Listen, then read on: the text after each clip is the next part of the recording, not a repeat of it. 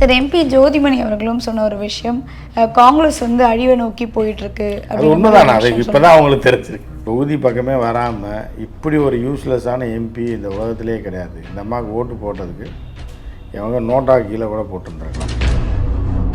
அமெரிக்காவில் அவனை தேடுறாங்க ஏற்கனவே ஐயர். அவன் வந்து சங்கியவன், ஆனால் காங்கிரஸில் இருக்கான்.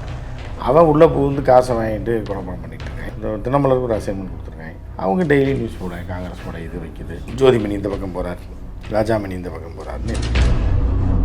எதிராளிகள் தான் காங்கிரஸை ஒழிக்கிறாங்கன்னு சொல்லி ஜோதிமணி சொல்கிறாங்க. இது ரெண்டுமே இல்லைன்னு யார் சொல்கிறான்னா மாநில தலைவர் சொல்கிறார். இவங்கெல்லாம் யாருன்ற ரேஞ்சுக்கு யார் கேட்குறான்னா ராகுல் கேட்குறாங்க. Who are you man? என்ன யார் நீங்களாம் என்னென்னமோ ஆளாளுக்கு பேசியிருக்கீங்க, முடிவு நான் எடுக்கணும் அப்படின்னு. இந்த ஒரு கன்ஃபியூஷன் நம்ம பார்க்கும்போது திமுக கூட்டணியிலிருந்து விலகிறதுக்கான வாய்ப்பு தூண்டி விடுறாங்க. அது தெரியாத சில தற்குறிகள் வந்து பண்ணுறாங்க. அந்த விலகணும், விஜயோட சேரணும்னு ஆசைப்படுற ஆட்கள் எல்லாமே வீணா போனவனுங்க. நான் காங்கிரஸ் கட்சிக்குள்ளே இருக்க தொண்டர்களே வந்து நிறைய விஷயங்கள் சொல்லியிருக்காங்க. அது விஜய் தவேகா கட்சிக்கு வந்து மக்கள் ஆதரவு அதிகமாக இருக்குது, தவேகா கட்சியில் இணைஞ்சால் ஆட்சியிலும் பங்கு அதிகாரத்திலும் பங்கு கிடைக்கும். அதிகபட்சமாக ஒரு 10%, 12%, 15%. ஒரு ஓட்டில் தோத்தாலும் தோத்தது தானே. இப்போ காங்கிரஸ் போய் சேருது, காங்கிரஸுக்கு ஒரு 3%-5% இருக்குது. சீட்டு ஜெயிக்க முடியாது. ரெண்டாவது மத்தியில் ஆப்படிச்சு விட்ருவாங்கல்ல. விஜயோட சேர்ந்தால் 2-3 ஸ்டேட்டில் கொஞ்சம் கேரளாவிலலாம் கொஞ்சம் இது வரும். கேரளாவை எய்ம் பண்ணி தான் பிளான் பண்ணிகிட்டு இருக்காங்க. கேரளாவில் விஜய் காங்கிரஸுக்கு சப்போர்ட். இங்கே திமுக என்ன சொல்கிறாங்கன்னா, இங்கே எங்கள் கூட இருக்கிறன்னா இல்லைன்னா போயிட்டு வான்றாங்க. கேரளாவில் விஜய் காங்கிரஸ் கூட்டணி வர வாய்ப்பு. இங்கே வந்து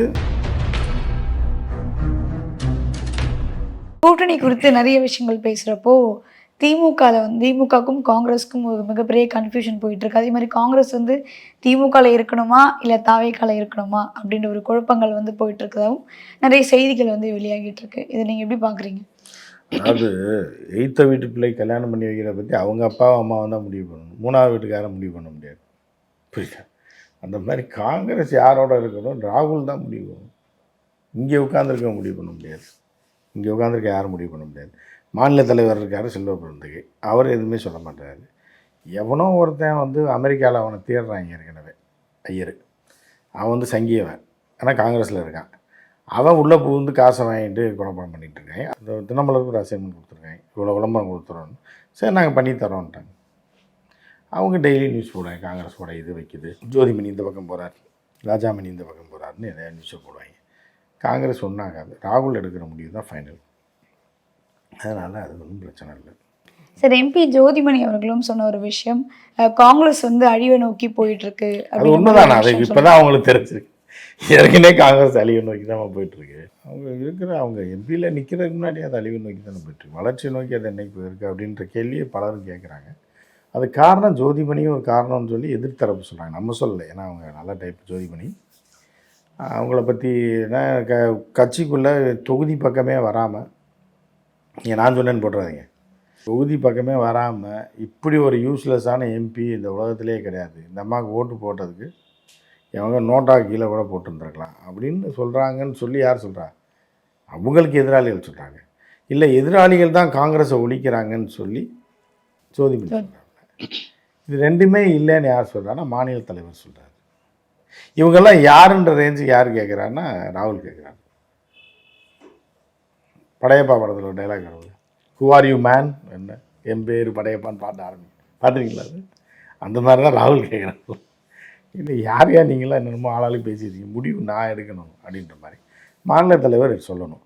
அதை விட்டு யார் யாரோ வர்றாங்க, யார் யாரோ பேசிட்டு காங்கிரஸ் கட்சி அழியுது ஒழியுதுன்றாங்க. இந்த என்னத்தை சொல்கிறது? சார் காங்கிரஸுடைய இந்த ஒரு கன்ஃபியூஷன் நம்ம பார்க்கும்போது திமுக கூட்டணியிலிருந்து விலகிறதுக்கான வாய்ப்புகள் அதெல்லாம் எதுவுமே கிடையாது.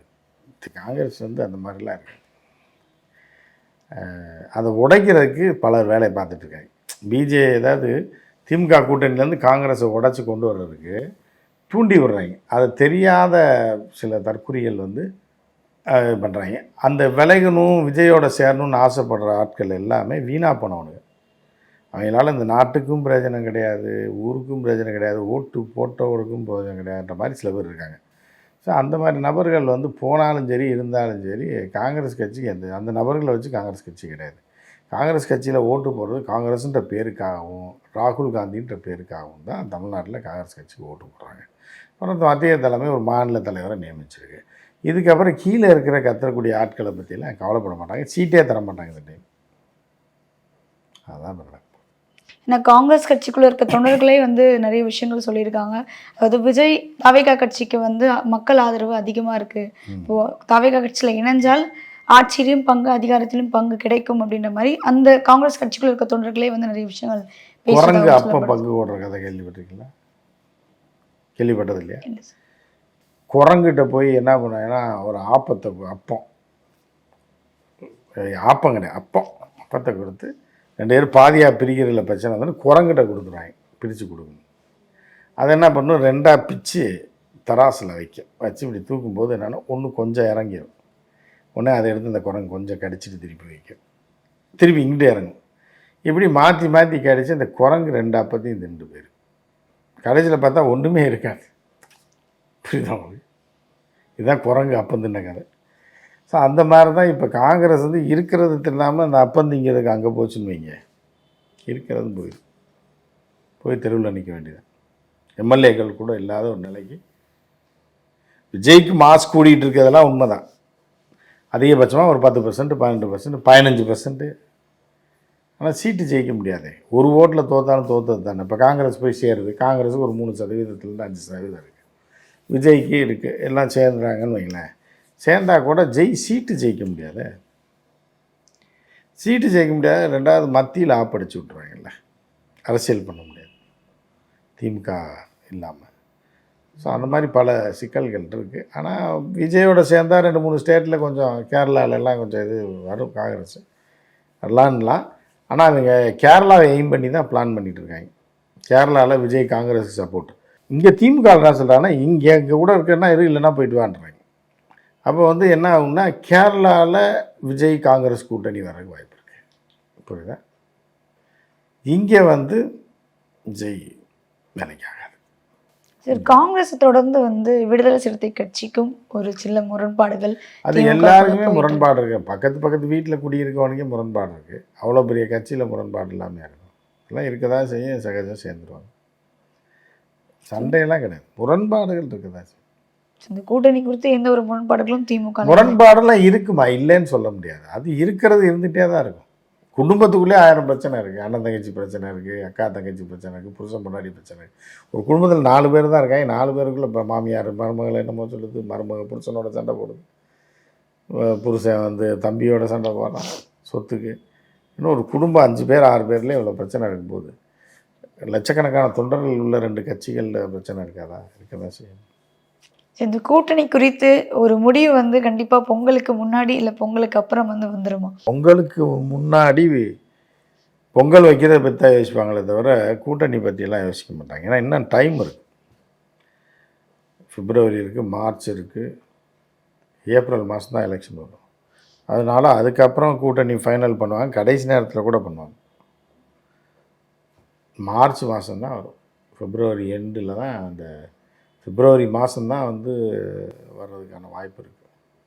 என்னென்னா இந்த பொங்கல் முடிஞ்சு இப்போ அமித்ஷா வந்துட்டு போனோடனே பொங்கல் வச்சுருவாங்க. வச்சு குலவையை போட்டு பாஜக அதோட காலி. குளறுபடி பண்ணி இப்போயே வந்து சசிகலா சிஎம்ன்றாங்க, எடப்பாடி ஒரு பக்கம் சிஎம்ன்றாரு, பிஜேபி ஒரு பக்கம் சிஎம்ன்றாங்க. இப்போ எத்தனை சிஎம் தான் இருக்குது அப்படின்ற மாதிரியான ஒரு நிலமை தான் இருக்குது. ஸோ கடைசியில் இவங்க எல்லாமே அந்த தீபாவளிக்கு ட்ரெயின் பிடிச்சி ஏறி போய் தொங்கிட்டு போவாங்க பாருங்கள், அந்த கதையில் தான் போகுது. எல்லோரும் சிஎம்னா என்ன தான் பண்ண முடியும்? ஒரு காரில் 4 பேர் போகலாம், 5 பேர் போகலாம், 8 பேர் எப்படி போக முடியும்? சின்ன காரில், மாருதி காரில் 8 பேர் அடம் பிடிச்சி இப்போ காரை கவுத்தி விட்டுருவாங்க. கவுத்தி விட்டுட்டு ஆளுக்கு ஒரு பஸ் ஏறி போயிடுவாங்க. இதுதான் நடக்க போகுது. நான் சிஎம், நீ சிஎம் அப்படின்னு. சரி, இவ்வளோ நேரம் நிறைய விஷயங்களை பகிர்ந்துருக்கீங்க. நன்றிப்பா, சந்தோஷம்.